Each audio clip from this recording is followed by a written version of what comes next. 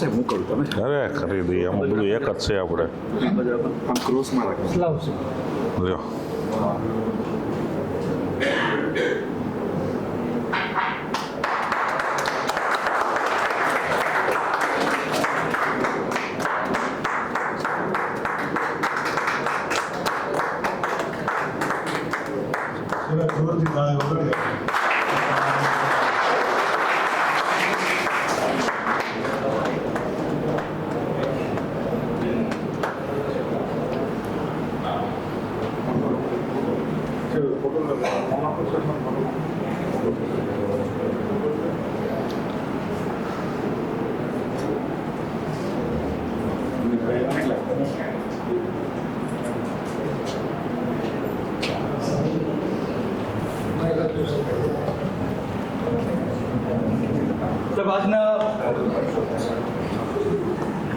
આજના દિવસ 3ની આપણે શરૂઆત કરીએ. આપણા સ્પીકર આજે નીરુભાઈ ખાચેલ શોર્ટ ઇન્ટ્રોડક્શન આપું સાહેબ. સાહેબ હોમિયોપેથી પ્રેક્ટિસ અંદાજે છે 16 વર્ષથી પ્રેક્ટિસ કરી રહ્યા છે અને ક્લાસિકલ હોમિયોપેથી પ્રેક્ટિસ કરે છે સાહેબ. પહેલા સાહેબ પ્રેડિક્ટિવ હોમિયોપેથી સાથે કનેક્ટેડ હતા અને અત્યારે પંજાબમાં પ્રીચ હોમિયોપેથી સાથે કનેક્ટેડ છે. સાહેબનો ઘણો બહોળો અનુભવ છે અને એમના ક્લિનિકલ એક્સપિરિયન્સ છે એ સાહેબ આપણી સાથે શેર કરશે. તો આપણે વધારે સમય બીજે ન કરતા ડૉક્ટર નીરુભાઈ ખાચેલાને રિક્વેસ્ટ કરું પ્લીઝ આજનો સેશન સ્ટાર્ટ કરે. Thank you very much. Mike આપી દે.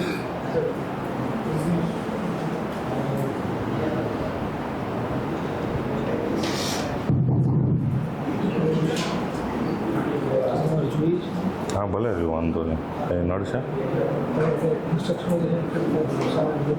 ખાલી વિડીયો આવે ને ત્યારે એક એમાં શું છે આની સ્લાઇડ નથી, એક સ્લાઇડ એમાં આવી નથી એટલે કોલિન સોનિયાની એટલે મારે ખાલી એમાંથી જો છે, બીજું કંઈ છે નહીં. આવી રહી આવડી સ્લાઇડ.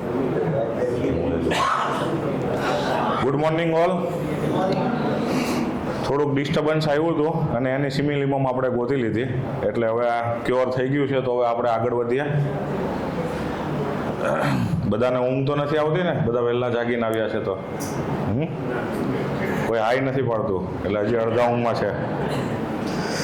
આમ તો મને હોમિયોપેથીનો એચ પણ નહોતી ખબર જ્યારે મેં શરૂઆત કરી હતી. કોલેજમાં મારું એડમિશન રેન્ડમલી હતું કે બીજે કશે નહોતું મળતું તો આપણે હોમિયોપેથી ચોઈસ કરી લઈએ. અને કોલેજમાં મેં કંઈ વાંચ્યું નહોતું. ઓર્ગેનન શું છે, મટીરિયા શું છે, કશી મને ખબર નહોતી. મેં બહાર નીકળ્યા પછી ઓર્ગેનન વાંચ્યું અને મને હોમિયોપેથીનો એચ શીખવાડવાવાળા જીતુભાઈ ચોસલિયા કે જેણે મને ઇન્સ્પાયર કર્યું, મોટિવેટ કર્યું અને એના લીધે હું હોમિયોપેથીમાં આવ્યો. બાકી કોલેજમાં મારા 7 રિઝલ્ટ છે. 3 વર્ષના 3+3 એટલે 6 સપ્લી સાથે અને એક છેલ્લું 4th યરમાં પાસિંગ માર્કની સાથે પાસ એટલે 7 રિઝલ્ટ સાથે પાસ થયા હતા. છતાંય આજે હોમિયોપેથી સારી રીતે કરીએ છીએ. તો હોમિયોપેથી એટલું હાર્ડ નથી જેટલું આપણે માનીએ છીએ. Homeopathy is easy. તો આજનો આપણો ટોપિક છે prescription at your finger tip. એની ઉપર આગળ વધીએ. ભાઈ સ્લાઇડ ફેરવતો જજે. First like to take blessings of Hanuman sir. થોડુંક speed. Then like to take blessings of Guru Vijaykar sir, Didar sir, Jitesh sir. હવે આપણે ચાલુ કરીએ. 3 ઇડિયટ મૂવીનો ડાયલોગ બધાને ખબર છે કે ભાઈ નોલેજની પાછળ ભાગો તો સક્સેસ આવશે, નોલેજ આવશે તો કોન્ફિડન્સ આવશે, કોન્ફિડન્સ આવશે તો ડેરિંગ આવશે, ડેરિંગ આવશે તો રિઝલ્ટ આવશે અને રિઝલ્ટ આવશે તો જ ફીસ આવશે અને ફીસ જે આપણને બધાને જોઈએ છે. બરોબર ને? આપણું કામ છેલ્લું છે ફીસનું. પેશન્ટ આપણા ક્લિનિકમાં આવે કંઈ પણ વસ્તુ લઈને તો છેલ્લે એને તમને કશું જ ના હોય તો ખાલી એક એસએલની હોમિયોપેથી બોટલ આપો તો એનાથી એક મેસેજ જશે કે ભાઈ એક હોમિયોપેથી જેવું કંઈ છે અને તમે એના ચાર્જ લઈ શકશો. તમે ખાલી એડવાઇસ આપીને મોકલી દેશો તો એ તમારું પણ નહીં થાય અને એનું પણ નહીં થાય. કારણ કે સલાહ દેવાવાળા તો આપણે માનો ને ઘણા બધા હોય, ગામના ખૂણે ખૂણે, પાનના ગલ્લે, આખું ગામ સલાહ જ આપતું હોય. એટલે સલાહ આપવા કરતાં તમે કશું નહીં તો ખાલી એને એસએલ આપશો તો પણ ઘણીવાર એસએલ પ્લેસિબો ઇફેક્ટ આપીને સારું કરે છે. એવો મારો પર્સનલ એક્સપિરિયન્સ છે. ઘણી બધી તકલીફોમાં ખાલી એસએલથી બી પ્લેસિબો ઇફેક્ટ આવે. અત્યારે એક્ઝામ ચાલે છે બાળકોની 10thની, તો તમે એના કોન્ફિડન્સ બૂસ્ટ માટે કશું નહીં તો તમે એસએલ આપો ને તો બી એનો કોન્ફિડન્સ બૂસ્ટ થઈ જાય. એને એક મોટિવેશન મળી જાય કે ચલો દવા છે તો મારું પેપર સારું જશે. For fastest fingertip prescription, 2 main keys: observation and examination. ઓબ્ઝર્વેશનમાં તમારે તમારા 3 સેન્સીસ ખુલ્લા રાખવાના છે. એ આપણે આગળની સ્લાઇડમાં જોઈએ. અને એક્ઝામિનેશન, 1 મિનિટ ભાઈ. ઇન્વેસ્ટિગેશન અને ફિઝિકલ એક્ઝામિનેશન. ઇન્વેસ્ટિગેશન, જેટલા રિપોર્ટ્સ છે પેશન્ટના એને તમે વ્યવસ્થિત સ્ટડી કરો. એ રિપોર્ટને જુઓ, દરેક ફાઇલ જુઓ. ભલે પેશન્ટ 10 ફાઇલ લઈને આવ્યું છે, ના નથી, પણ એઝ અ જનરલ પ્રેક્ટિશનર આપણી પાસે સૌથી વધુ નોલેજ શેનું હશે? Clinical knowledge. આપણી પાસે ક્લિનિકલ નોલેજ સાઉન્ડ છે, બરોબર. ધારો કે આપણને મટીરિયલ નહીં આવડતું હોય, માની લો, બરોબર છે, આપણને ઓર્ગેનની નથી ખબર, પણ આપણી પાસે જે બેઝ છે એ શું છે? ક્લિનિકલ નોલેજનો છે.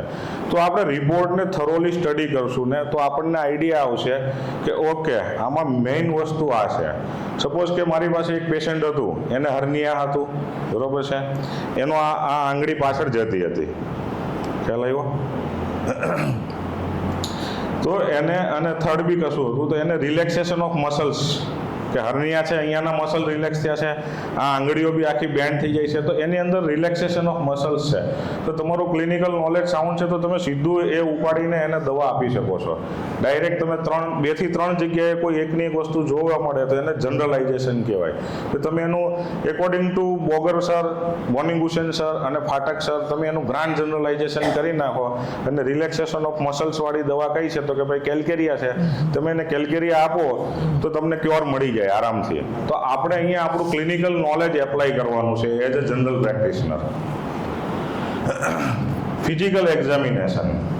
ફિઝિકલ એક્ઝામિનેશનમાં થરોલી પેશન્ટને હેડ ટુ ફૂટ ચેક કરો.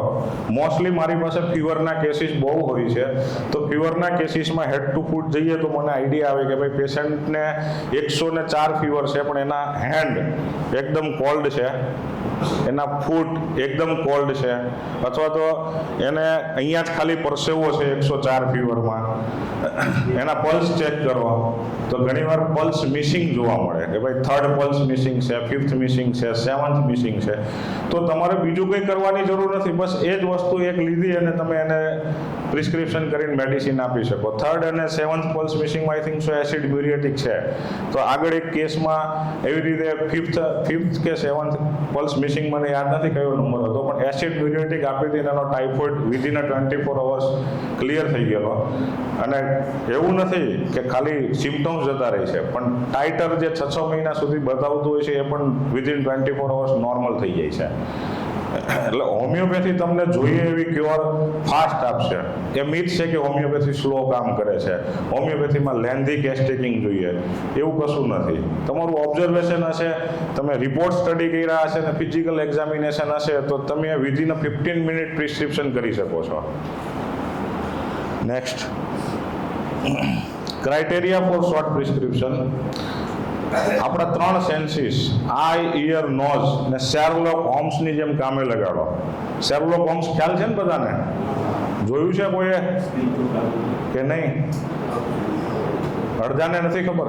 શેરલોક હોમ્સ બહુ ફેમસ જાસૂસ છે, ડિટેક્ટિવ છે, એ દરેક વસ્તુને એકદમ બારીકાઈથી ચકાસીને બધું ભેગું કરે.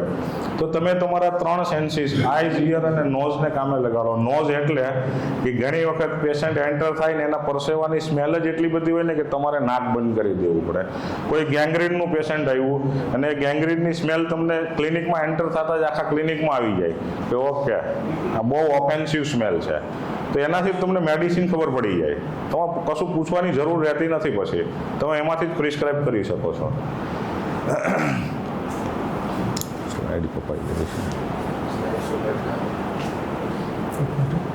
સ્લાઇડ શો કાઢી દો.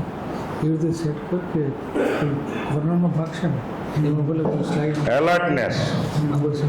આપણે એલર્ટ મોડ ઉપર રહેવાનું છે પેશન્ટ આવે ત્યારે. એલર્ટનેસ એટલે કેવી, હવે હું તમને જે એક્ઝામિનેશન ને ઓબ્ઝર્વેશનની વાત કરી એનું એક વન મોર એક્ઝામ્પલ આપી દો. રિસેન્ટલી હમણાં એક કેસ હતો આઈસીયુમાં, એને ફ્રેક્ચર થઈ ગયું હતું વર્ટિબ્રાનું, અને પછી ઓપરેશન પછી પેરાલિટિક ઇલિયમ થઈ ગયું. તો હવે ત્યાં પેરાલિટિક ઇલિયમ ઓપરેશન આફ્ટર એવું રૂબ્રિક છે, એમાં 6 દવા છે. તો હવે એમાંથી 6માંથી કઈ આપવી, તો એમનું HB લો ગયું, ક્યાંય ને ક્યાંય બ્લીડિંગ શરૂ હશે એટલે લોસ ઓફ વાઇટલ ફ્લુઇડ છે, એમનું ઓક્સિજન રાત્રે ડાઉટ ગયું, ઇમ્પરફેક્ટ ઓક્સિજનેશન અને ટેકીકાર્ડિયા હતું. તો 6 દવામાંથી એક દવા હતી કાર્બોવેજ.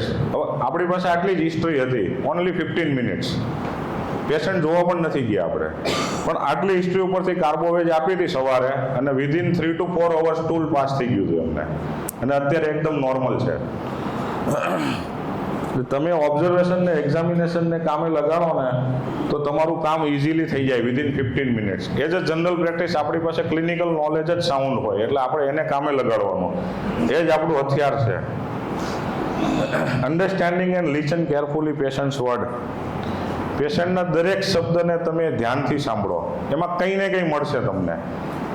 આખી હિસ્ટ્રી અમે ભલે કલાક હિસ્ટ્રી લઈએ, પણ કલાકની હિસ્ટ્રીમાં ઇમ્પોર્ટન્ટ તો 4 પોઈન્ટ જ હોય, પણ એ 4 પોઈન્ટ માટે કલાક થઈ જાય.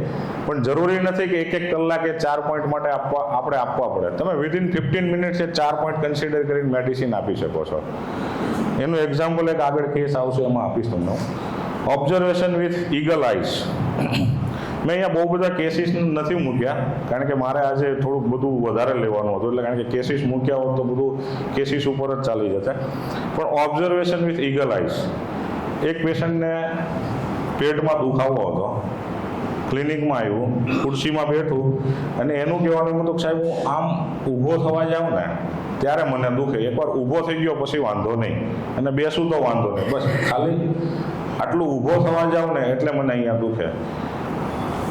વિધિન 5 મિનિટ્સ બસ આટલું જ હતું, કારણ કે માણસ ઊભો થવા જાય એટલે પાઠ ખેંચાય, એને સ્ટ્રેચિંગ કહેવાય રેપર્ટરીની લેંગ્વેજમાં. ફાટક રેપર્ટરીમાં રૂબ્રિક છે stretching, part aggravation. Staphysagria is the only medicine. પેશન્ટને સ્ટેફિસેગ્રિયા આપી દીધી, વિધિન 15 મિનિટ્સ ક્લિનિકમાં જ એનો દુખાવો બંધ થઈ ગયો અને પેશન્ટ નોર્મલ. એટલે તમે ઓબ્ઝર્વ કરશો તો બી તમને મળી જશે. લાંબા કેસની જરૂરિયાત નથી રહેતી. જનરલ પ્રેક્ટિસમાં આપણને પણ ખબર છે કે ભાઈ 12-15 પેશન્ટની ઓપીડી રહી હોય, 12-15 પેશન્ટ આપણે બેઠા હોય, અને આપણે અહીંયા હોમિયોપેથિક કેસ લેવાનો છે, તો આપણું સિમ્પેથેટિક ઓન થઈ જાય. આપને એમ હોય ભાઈ ઓલા 15 ના જતા રહે. કારણ કે આજથી ઓક્ટોબર 2019 પહેલાં હું પોતે હોમિયોપેથિક પ્રેક્ટિસની જગ્યાએ જનરલ પ્રેક્ટિસ કરતો હતો. પાછળ બેઠા છે એમને ખ્યાલ છે. તો મારું જીપી ક્લિનિક હતું પહેલાં, જીપી પ્લસ હોમિયોપેથી. તો જીપીમાં મને ખબર છે કે ભાઈ 12 વેઇટિંગની લાઈન છે અને અંદર હોમિયોપેથિક કેસ છે, તો હું 1 કલાક નથી આપી શકવાનો, મારે 10 મિનિટમાં કામ પૂરું કરવાનું છે. તો મારી પાસે શું છે, તો કે આ જ વસ્તુ છે જેનાથી હું મારું કામ કરી શકું છું. બીજું કામ મારાથી નહીં થાય. જો બીજું કરવા જઈશ તો આ 15 જતા રહેશે. તો એ ઇનસિક્યોરિટી હોય આપણી, તો એને ટાળવા માટે આપણે આપણા સેન્સીસને કામે લગાડવા જરૂરી છે. તમે એ સેન્સીસને કામે લગાડશો ને તમારું કામ બહુ ઇઝી થઈ જશે. Read every report carefully. Recently જ એક કેસ હતો મારી પાસે, એના વિડીયો અહીંયા નથી રાખ્યા અત્યારે.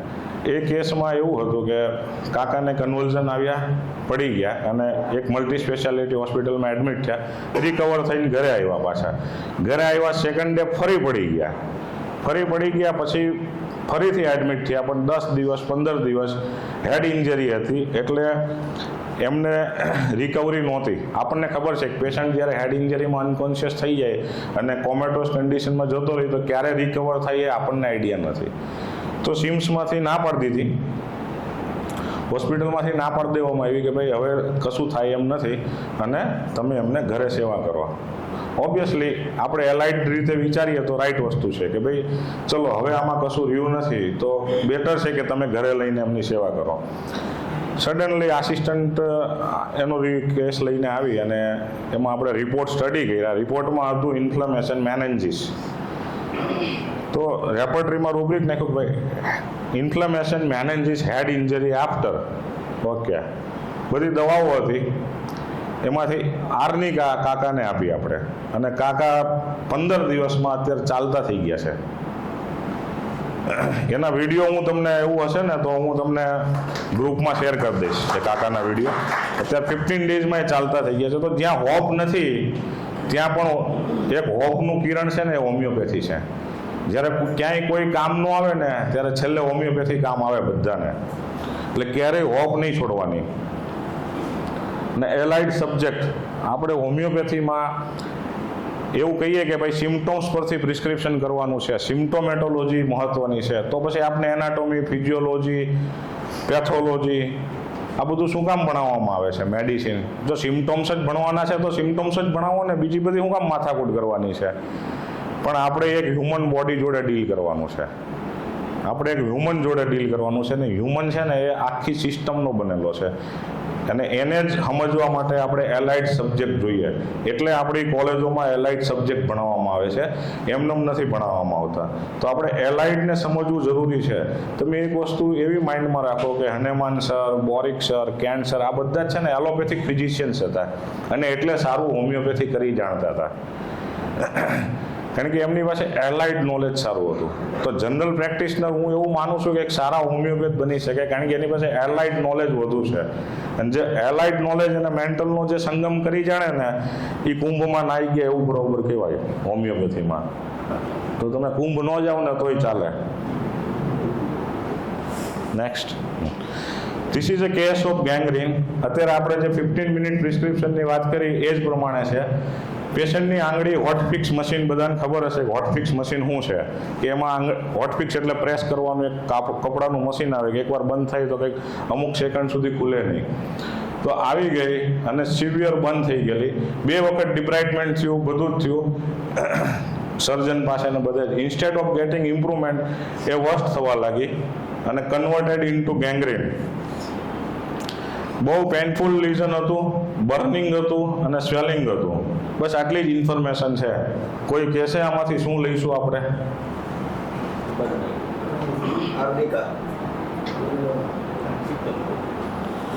ધીસ વોઝ, નેક્સ્ટ સ્લાઇડ કરો. હા, ઓકે. આ હોટફિક્સ મશીનમાં આંગળી આવી ગઈ હતી. આ તમે જુઓ છો કે આખું ચપ્પટ થઈ ગયું છે, છેક સુધી બળી ગયું છે, બ્લડ સપ્લાય જતી રહી છે ત્યાંથી. આ ઘણા થોડા દિવસ પછીનો એનો આ જ્યારે પેશન્ટ મારી પાસે આવ્યું ત્યારે આ કન્ડિશનમાં હતું કે આ આખું ગેંગ્રીન થઈ ગયું છે ને અહીંયા આટલો પાર્ટ નથી આંગળીનો. આ સીધું તમને જે દેખાય છે ને બોન છે. જનરલ પ્રેક્ટિસમાંથી મને કોઈ કહેશે ક્લિનિકલ નોલેજ જ એપ્લાય કરવાનું, બીજું કશું નહીં. જે થયું છે એ જ છે આપણા માટે. પેશન્ટને શું થયું? બંધ થયું. બંધ પછી શું થયું? બસ. Next slide. આ એની રિકવરી. નખ આવી ગયો એનો, અને આ બોન મેં જાતે કાઢેલું છે, કારણ કે હું સર્જરીમાં 1.5 વર્ષ હતો એટલે મને સર્જરી ફાવે છે. આ તો ખાલી મેં હોસ્પિટલ નથી કરી. એટલે આ બોન જે ફિંગરનું જે આગળનું બોન આવે ને એ ત્યાં સુધી બંધ થઈ ગયું હતું. એમ કહેવાય કે એ બોન કશું કામનું નહોતું, ને બોનના લીધે આગળનો પાર્ટ હીલ નહોતો થતો. કારણ કે જ્યાં સુધી એ બોન નીકળે નહીં ત્યાં સુધી હીલ નહીં થાય. પણ એ બોન નીકળી ગયા પછી એની આંગળી ખાલી આટલી વાંકી રહેશે, કપાશે નહીં, નહીંતર અહીંથી ઉડાડવાની હતી. પ્લાનિંગ થઈ ગયું હતું ઉડાડવાનું, પણ હોમિયોપેથી એની આંગળી બચાવીને પ્લસ એને નખ આપ્યો. આ લેડીઝ છે એને નેલ પોલિશનું મહત્વ હોય તો આ નખ ઉપર નેલ પોલિશ કરી શકશે હવે, અને ઘરનું રૂટીન કામ કરે છે અત્યારે. નેક્સ્ટ, તો ગેંગ્રીન બર્ન્સ ઓર સ્કાલ્સ ફ્રોમ, સીધું રૂબ્રિક છે ફાટક રેપર્ટરીમાં. 4 મેડિસિન જ છે એમાં. અને હિલિંગ ડિફિકલ્ટ, કારણ કે લગભગ મહિનો થવા આવેલો છતાં હિલિંગ નહોતું થતું, તો આર્સેનિક આપવામાં આવી હતી. તો બસ આટલો જ કેસ છે. એમને બીજી કોઈ હિસ્ટ્રી નથી પૂછી આપણે, આટલા ઉપરથી જ દવા આપવામાં આવી છે. Arsenic 32 will TDS. 32 will TDS એટલા માટે કે જ્યારે હિલિંગ કરવાનું હોય, કંઈક ગ્રો કરવાનું હોય, તો હું યુઝ્યુઅલી લો પોટેન્સીથી ચાલુ કરતો હોઉં છું, કે જ્યાંથી લો પોટેન્સીથી થોડુંક હિલિંગ ફાસ્ટ આવે, અને લો પોટેન્સીમાં ક્રૂડ ફોર્મ વધુ હોય તો એ બી વધારે હેલ્પફુલ થાય. અને સ્પેશિયલી જ્યારે ગેંગ્રીન ઓફ લંગ્સ હોય તો તમે કશું યાદ ન હોય તો તમે આર્સેનિક એને આપી શકો છો આરામથી. Next, main remedies for gangrene: secale cor, senile gangrene. Senile gangrene due to lack of blood supply. હવે આપણી પ્રેક્ટિસમાં કોઈ આપણે રિપોર્ટ વાંચ્યો કે ભાઈ એને થ્રોમ્બોસિસ થઈ ગયું છે વેઇનમાં, અને બ્લડ સપ્લાય ત્યાં ઓછી થઈ છે, અને ત્યાં ગેંગ્રીન થઈ ગયું છે, તો તમે આરામથી એને સિકેલ કોર આપી શકો છો. અને જો ગેંગ્રીન સ્લોલી ડેવલપ થયું છે અને લેક ઓફ બ્લડ સપ્લાય છે, તો તમે શ્યોરલી સિકેલ કોર આપો, પેશન્ટને રિકવરી મળશે આરામથી. ઇન્જરી પછી ક્યારેય ગેંગ્રીન ડેવલપ થયું છે: એસિડ સલ્ફ, બ્લન્ટ ઇન્જરી, કે કશું બહાર લોહી નથી નીકળવું, આપણે ત્યાં કહેવાય કે મૂંઢ માર વાગ્યો છે, એ મૂંઢ માર વાગ્યા પછી જો ગેંગ્રીન થાય તો આર્નિકા. સ્પેશિયલી ઓલ સ્નેક ગ્રુપ ગેંગ્રીનમાં આવશે, પણ સ્પેશિયલી લેકેસિસ હોય ત્યારે ડીકમ્પોઝિશન ઓફ બ્લડ, આ એ બી એક રૂબ્રિક છે, ડીકમ્પોઝિશન ઓફ બ્લડ. અને પસ હોય તો તમે લેકેસિસ આપો. અને લાસ્ટલી બોથરોપ્સ છે, કે જ્યાં ગેંગ્રીન બોન સુધી પહોંચી ગયું હોય તો તમે bothrops is also a snake remedy. અને હું જનરલી જ્યારે મારી પાસે આવા ગેંગ્રીનના કે નોન હિલિંગ અલ્સર કે કંઈ પણ આવે, તો હું પોવિડોન આયોડિનની જગ્યાએ કેલેન્ડ્યુલા મધર ટિંચર યુઝ કરતો હોઉં છું. તો તે અંદરથી મેડિસિનથી અને બહાર કેલેન્ડ્યુલાથી બંને રીતે હીલ થાય. કેલેન્ડ્યુલા બહુ માર્વેલિયસલી વર્ક કરે ડ્રેસિંગમાં. આપણે જે જનરલ પ્રેક્ટિસમાં પહેલાં બીટાડીન વાપરીએ છીએ યુઝ્યુઅલી, એની જગ્યાએ તમે કેલેન્ડ્યુલા મધર ટિંચર વાપરશો ને તો પેશન્ટનું ઇન્જરી વહેલી હીલ થશે. એવો મારો એક્સપિરિયન્સ છે 16 વર્ષનો. Next, case 2, facial paralysis, bells palsy. રાત્રે આપણે જનરલ પ્રેક્ટિસ કરતા હોય એટલે આપણને ખબર છે કે ઇમરજન્સી હોય એટલે આપણા જાણીતા પેશન્ટનો ફોન આવે જ ગમે ત્યારે રાત્રે. એક જનરલ પ્રેક્ટિશનર જ એવો ડૉક્ટર છે કે જેનો ફોન ક્યારેય સાયલેન્ટમાં ન જાય, અડધી રાત હોય કે દિવસ હોય, કારણ કે એને ખબર છે કે ગમે ત્યારે ઇમરજન્સી આવશે. તો રાત્રે 2 વાગે ફોન આવ્યો કે અચાનક ડાબા કાનની પાછળથી એવો સખત દુખાવો થાય છે કે એ ગાલ કપાળ બધે સુધી જાય છે, અને એટલું સખત દુખે છે કે રહેવાતું નથી. પેશન્ટ રડતું હતું ફોનમાં. હવે રાતે 2 વાગે પેશન્ટ દૂર ને હું મારી ઘરે, તો કરવું હું. એટલે આપણે કીધું કે ભાઈ નજીકના ડૉક્ટર પાસેથી ડાયનાપાર કે એવું લઈ લો. તો એ કંઈ સર એવું કોઈ અવેલેબલ નહીં હોય તો આપણે એને સિમ્પલ એક પેઇન કિલર ઘરે હતી અપાવીને નેક્સ્ટ મોર્નિંગ એને કીધું કે બતાવો. નેક્સ્ટ મોર્નિંગ પેશન્ટ આવ્યું તો એને લેફ્ટ સાઈડ પેરાલિસિસ થઈ ગયું ફેશિયલનું, અને લોસ ઓફ ટેસ્ટ અને બર્નિંગ ઇન આઈસ હતું. બસ આટલી જ હિસ્ટ્રી છે.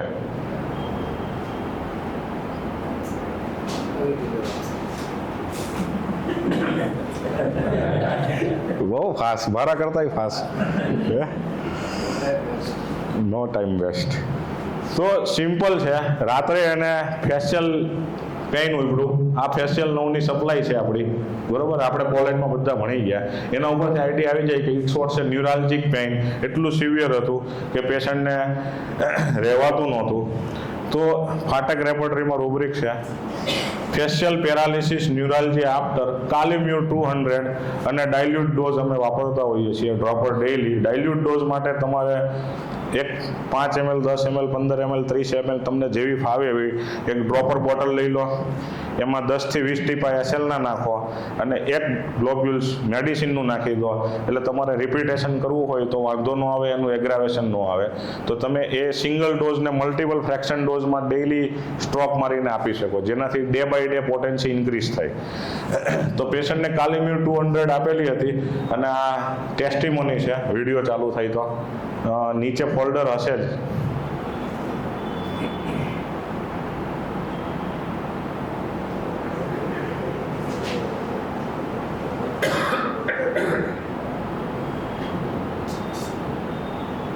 અવાજ આવશે?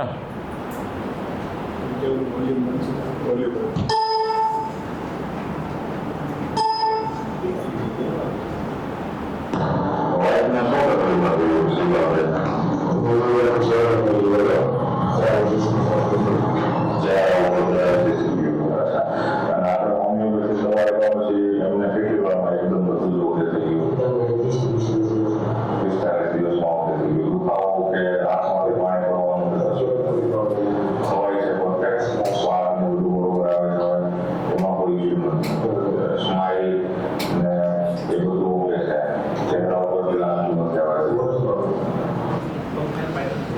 તો આપને ખબર છે કે એક ફિમેલ માટે ચહેરો કેટલો મહત્વનો છે, કે ભાઈ એનો ચહેરો જો ફેશિયલ પેરાલિસિસના લીધે આમ રહે તો એને ક્યાંય ફંક્શનમાં જવાની પણ મજા ન આવે.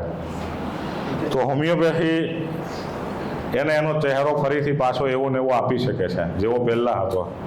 રિસ્ટોર એને જ કહેવાય રિસ્ટોર, કે જેવું પહેલાં હતું એવું પાછું ફરીથી આપવું.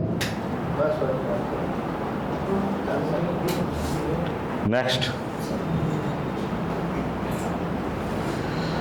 Face paralysis with eyes closed. આપણી પાસે પ્રેક્ટિસમાં કોઈ બેલ્સ પાલ્સી લઈને આવે તો આપણને આઈડિયા હોય કે ભાઈ શું હોય ને શું નહીં. તો ક્લોઝ આઈઝ સાથે આવતું હોય તો apis, eyes can not close, cadmium brom. Next,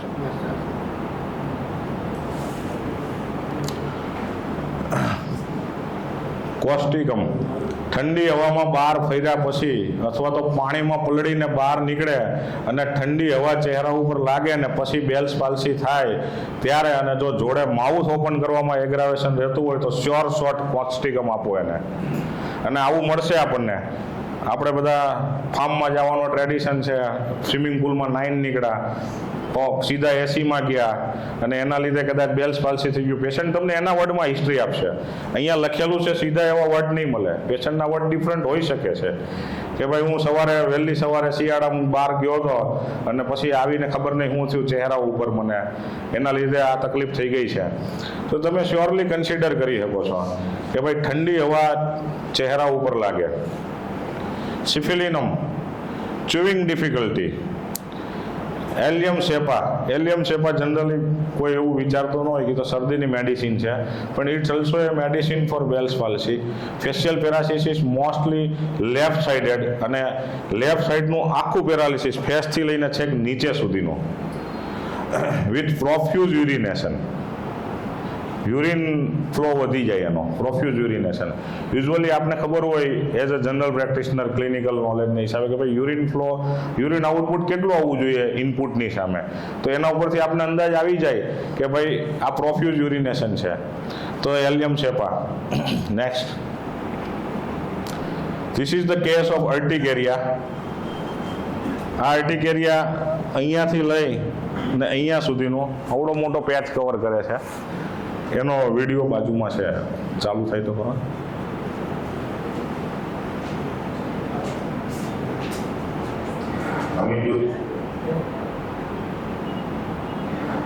Sudin आए थे तो क्या दिक्कत थी?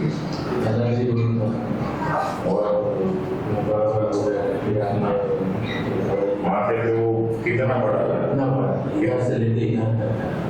અહીંયાથી કરીને અર્ટિકેરિયલ પેચ અહીંયાથી ચાલુ થઈ ને અહીંયા સુધીનો હતો, આવડો મોટો એક જ પેચ. કારણ કે વાળને હિસાબે દેખાય નહીં, પણ જ્યારે મેં એક્ઝામિન કર્યું તો અહીંયાથી ચાલુ કરીને આવડો મોટો, આટલો મોટો એક પેચ ખાલી અર્ટિકેરિયાનો. होम्योपैथिक दवाई लिया तो वो कैसा काम किया? हाँ अच्छा, आपकी दवाई लिया है तो दवाई को तुरंत ही बैठ गया. मतलब सुबह में आया था तो हाँ फिर शाम तक तो बैठ गया. फिर अगले दिन और 2 टाइम का दवाई था. એ આગળની ટેસ્ટિમોનીમાં એવું કહે છે કે ભાઈ મેં એલોપેથિક લઉં ને તો એ મને 2 દિવસે સબસાઇડ થાય, પણ હોમિયોપેથી લીધી હતી તો મને તરત જ સબસાઇડ થઈ ગયું હતું વિધિન અ ફ્યુ અવર્સ. અર્ટિકેરિયા ઉપરથી કોઈને કંઈ લાગે છે કે અર્ટિકેરિયા યુઝ્યુઅલ પેચ કરતાં બહુ મોટું છે? જનરલ પ્રેક્ટિસમાં પણ આપણે જોતા હોઈએ કે અર્ટિકેરિયલ પેચીસ કેવડા હોય, આવડા હોય અથવા તો વધીને આટલા હોય, પણ આટલો મોટો પેચ, આટલા પેચ યુઝ્યુઅલી જોવા મળે આપણને? નહીં જોવા મળે. તો ફાટક લેબોરેટરીમાં રૂબ્રિક છે અર્ટિકેરિયા જાયન્ટ. નેક્સ્ટ, અર્ટિકેરિયા જાયન્ટ 2 જ દવા છે, એપિસ અને કાલી આયોડ. તો જ્યારે પેશન્ટને બર્નિંગ છે, હીટ છે, રેડનેસ છે તો તમે આપીશ આપો. અને જ્યારે એન્ઝાયટી, બ્રેડ એન્ડ બટર છે, કામની ચિંતા, બ્રેડ એન્ડ બટર એટલે કામ, રોજે રોજનું રૂટીન વર્કની ચિંતા કે ભાઈ મારે કામે જવું પડશે, નહીંતર પરિવાર શું ખાહે શું પીહે, એની ચિંતા હોય તો તમે કાલી આયોડ આપો. This is urticaria giant. Next,